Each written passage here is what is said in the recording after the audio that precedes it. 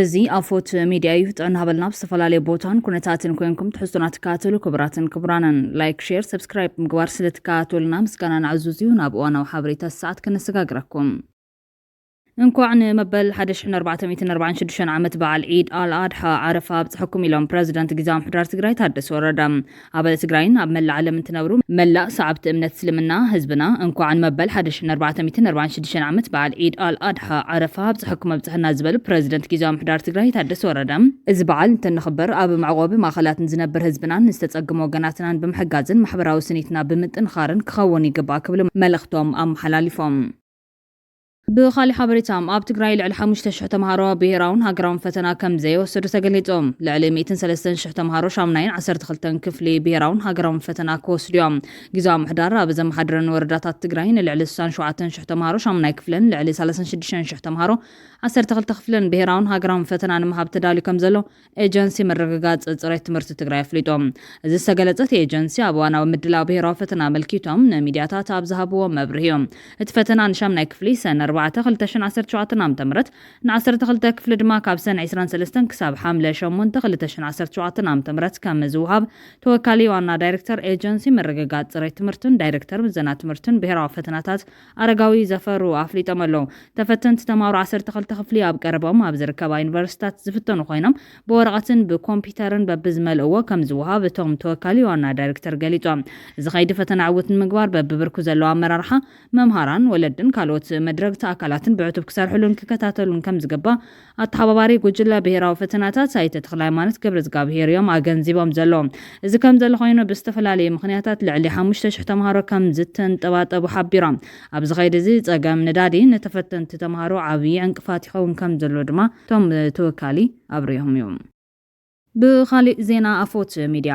ኣብ መንጎ ነባራይ ምዕራብን ሰራዊት ትግራይን ዘሎ ርክብ ናብ ሓድሽ ምዕራፍ ይሰጋገር ኣሎ ተባሂሎም ኣርሚ 70 ናብ ድፉዕ ሰጊረን ዝኣተዋ ልዕሊ 108 ከፍቲ ምዕራብ ምምላሱ ስዒቡ ኣብ መንጎ ህዝብን ሰራዊትን ትግራይ ዝነበረ ርክብ ካብ ግዜ ናብ ግዜ እናሰጠመ ይኸይድ ኣሎ ሎማዓንቲ ቅድሚ ሒደት ሰዓታት ካብ ምዕራብ ትግራይ ናብ ኣርሚ 70 ዝተደወለ ስልኪ ናይ ዝመርኣያ እዩ ኣብ ምዕራብ ትግራይ ልዕሊ 100 ከፍቲ ዝጠፍኦ ገባራይ ደው ኢሉ ከፍተይ ናባኹም ገጽ እንተቢለን እስኪ ከም ልማድኩም ሓደራ ይብልት መልእኽቲ ካብ ህዝባዊ ሰራዊትና ዝተዋሃበ መልሲ ድማ ኣይኹም ንሕና ደቅኹም እንዲና ኣተላልሽና ከም ትልሙድ ከነረክበኩም ኢና ዝብል እዮም ሰራዊት ትግራይ ከም ትጽላት ዝብልዎ እንተይኮነስ ብሓቂ ህዝባዊ ጅግና ሰራዊት ምዃኑ ብተግባር ኣረጋጊጽና ኢሎም ካብ ምዕራብ ዘዘራረክዎም ተጋሮም ቁፅረን ብርክት ዝበላ ከፍቲ ምዕራብ ናብ ሸራሮን ከባቢን ዝርከባ ኣርምታት ሰጊረን ነይረን እየን ብተመሳሳሊ መንገዲ ሰራዊት ትግራይ ንሰብዋነን ብክብሪ ኣረኪቡ ካብቶም ነበርቲ ክብሪ ተወንዚፉ እዮም ሰናይ ተግባር ሰራዊት ትግራይ ኣብ መላእ ምዕራብ ትግራይ መዘራራብ ዛዕባ ኮይኑ ኣሎ ሰራዊት ትግራይ ኣብ ልዕሊ እቲ ጆኖሳይዳዊ ስርዓት ምዕራብ እምበር ኣብ ህዝቢ ቅም ከም ዘይብሉ ብዝግባእ ከም ዝተረድኡ ገሊጾም ኣለዎም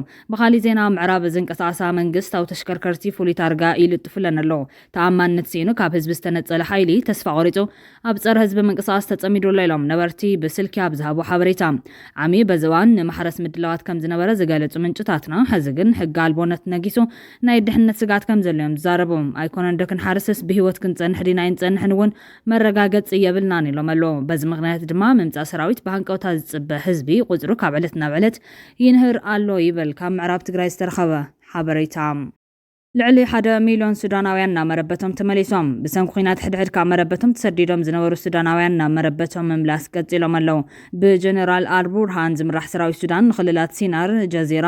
ዋይት ናይልን ካርቱምን ሓራም ውፅእ ስዒቡ ህዝቢ ሱዳን አንጻራዊ ሰላም ምጥዓም ጀሚሩ ኣሎ ከም ፀብጻብ ዓለም ለኻዊ ትካል ስደተኛታት IOM ኣብ ውሽጢ 6 ኣዋርሕ ልዕሊ 1 ሚልዮን ተመዛበልቲ ናብ መረበቶም ተመሊሶም ኣለው 80 ሚእታዊ ዝኾኑ ናብ ክልል ጀዚራ ወይ ድማ መደን እዮም ተመሊሶም ናብ ካርቱም ድማ በብዕለቱ ኣስታት 6,000 ተመዛበልቲ ምለሱ ከም ዘሎ ሚድያታት ሱዳን የንፀብፂበን ዘለዋ ሱዳን ልዕሊ 11 ሚልዮን ዜጋታት ኣብ ሰንኪ ትውግዝ ተመዛበልዋ ጎረቤት ሃገር ኮይና ሕዚ እውን 10 ሚልዮን ናብ መዕቆቢ ስደተኛታት ኣብ ሕሱም ፀገም ኣሎ ይብል IOM ካብኣቶም ኣስታት 4 ሚልዮን ናብ ጎረቤት ሃገራት ግብፂ ቻድን ደቡብ ሱዳንን ከም ዝተሰደዱ ሱዳን ትሪቡን እዩ ሓቢሩ ዘሎ ሱዳን ልዕሊ 70,000 ተጋሩ ዘዕቀለት ካልአይቲ ሃገር እያ ምክትል ሚኒስተር ጉዳያት ወፃኢ ኣሜሪካ ክሪስቶፈር ላንዳው ዝሓለፈ ሰሉስ ምስ ኣምባሳደራት ሃገራት ኳድ ብምርኻብ ብዛዕባ እናገደደ ይኸይድ ኣሎ ዝበለ ግጭት ሱዳን ብምዝታይ ኣሜሪካ ተቐልላው ብወታደራዊ መዳይ ከም ዘይፍታሕ ገሊጹ ኳድ ንሃገራት ኣውስትራልያ ሂንዲ ጃፓንን ኣሜሪካን ዝሓዘ ጉጅለ እዮም ላንዳው ምስ ላዕለዋይ ኣማኻሪ ኣፍሪካ ማሳድ ቡሉስ ብምዃን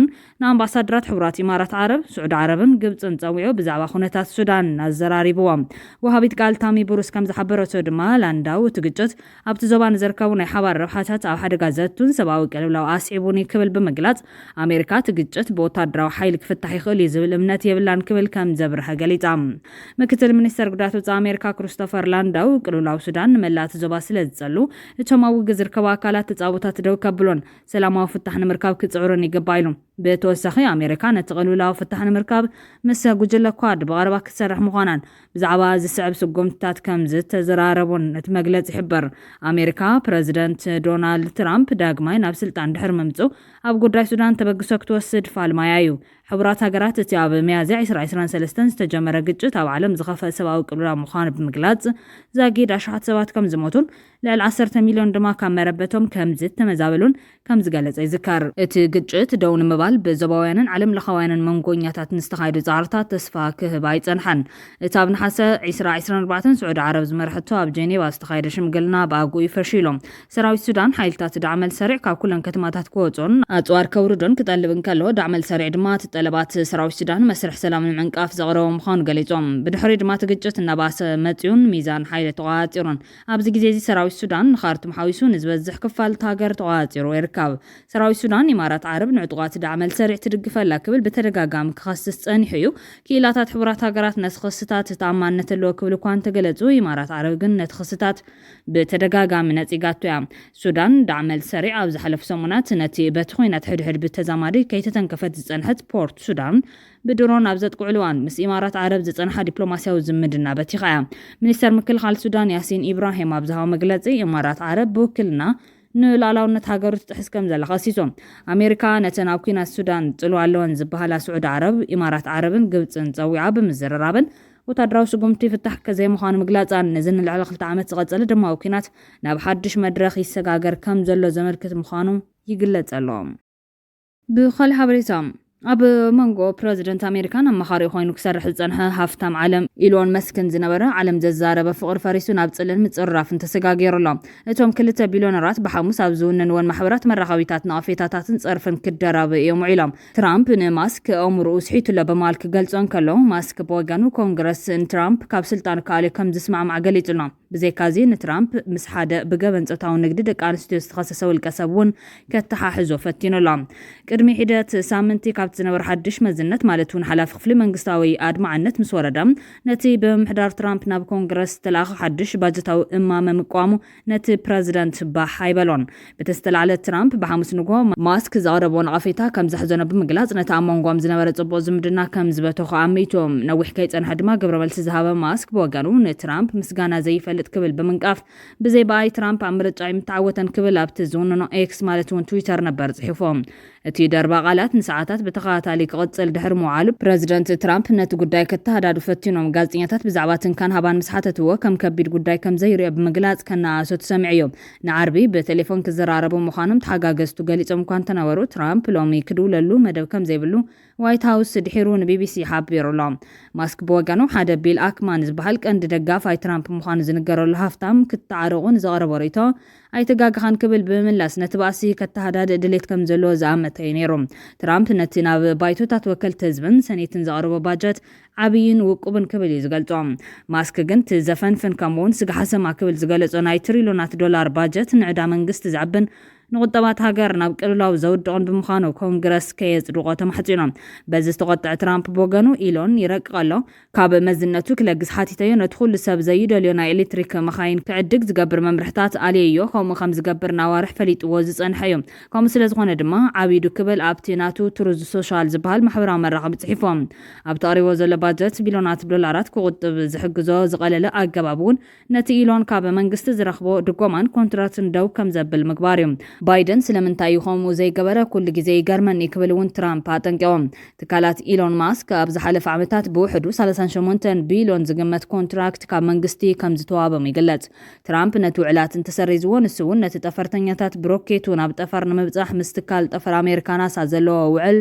ክስሕቦ ክጅምር ምዃኑ ኣጠንቂቑ ነይሮም ብሪቶ ትራምፕ ዝረሰነ ማስክ ቀጺሉ ዓብይ ቦምባ ክድርብ ምዃኑ በመጥቃስ ትራምፕ ኣብ ፋይላት ናይቲ ኣብ 2019 ብጾታዊ ዓመፅ ትሕቲ ዕድመ ደቂ ኣንስትዮ ተኸሲሱ ኣብ ማእሰርትን ከሎ ዝሞተ ጄፌሪ ኢፒስተን ተጠቂሱ ከም ዘሎ ጽሒፎም ብዛዕባ እቲ ጉዳይ ብልዕሊ እቲ ትራምፕ ዝቐረበ ዝኾነ ክስ ከም ዘየለ ግን ይፍለጥ እዩ። ትራምፕ ፕረዚደንት ኮይኑ ክቕጽል 3.5 ዓመት ተሪፍዎ ኣሎ። ኣነ ግን ልዕሊ 40 ዓመታት ክጸንሕ እየ ክብል እውን ማስክ ነቲ ሓዊ ንዳድ ወሲኹሉ ኣሎ። ኣብዚ ኩሉ ዝካየድ ዘሎ ጽዑቕ ናይ ቃላት ውግእ ትካላት ናይቲ ኣብ ደቡብ ኣፍሪካ ተወሊዱ ናብ ካናዳ ዝኸደን ቦብ ቢል ድማ ናብ ኣሜሪካን ትምህርቲ ዝኣተወ ማስክ ዓብዪ ገንዘባዊ ክሳራ ወሪድዎን ኣሎ። ብርክታት ናይቲ መኻይን ዝሰርሕ ኩባንያ ተስላ ጥራሕ ልዕሊ 15 ሚእታዊ ምንቁልቋል ኣጋጢምዎ ኣሎ።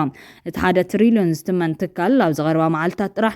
ልዕሊ ኣስታት ቢልዮናት ዶላር ዝግመት ክሳራ ወሪድዎ ከም ዘሎ ይግለጽ እዮም። ማስክ ኣብ ውሽጣዊ ፖለቲካ ኣሜሪካ ኢዱ ብምእታው ፀግዒ ትራምፕ ምውሳዱ ድሮ ዓብዪ ክሳራ ስዒብሉ ነይሩ እዩ። ብዙሓት ሰባት ተስላ ዝዓይነት መኻይን ካብ ምዕዳግ ምስሓቦም መጠን መሸጣ ነኪቡ ገለ እውን ንማስክ ዘለዎም ተቃውሞ ንምግላጽ ዝነበሮም መኻይን ክሽየጥዎን ተራእዮም እዮም። ነዚ ዝተዓዘበ ትራምፕ መኻይን ተስላ ናብ ዋይት ሃውስ ብምምጻእ ከወዓውዓሉ ተራእዩ ነይሩ። ከም መራያ ደገፉ እውን ንባዕሉ ሓንቲ ሓዳሽ ቀያሕ ተስላ ዓዲጎም። ሎሚ ካብ ዋይት ሃውስ ዝወፁ ጸብጸባት ከም ዝሕብሩ ወገን ትራምፕ ነታ መኪና ክሸጣ ይሓስብ ኣሎ። ክቡራትን ክቡራንን ቤተሰብ ኣፎት ሚድያ ነዚ ሰዓት እዚ ናባኹም ከነብሎም ዝሓዝናዮም እዋናውን ሓፀርትን ሓበሬታታት ኣቐሪብና ዛዚምና ኣለና። ንሰናይ ምክትታልኩም ነመስግን። ላይክ፣ ሼር፣ ሰብስክራይብ ብምግባር ቤተሰብ ኣፎት ሚድያኹኑም ብሩህ ግዜ ትመነና።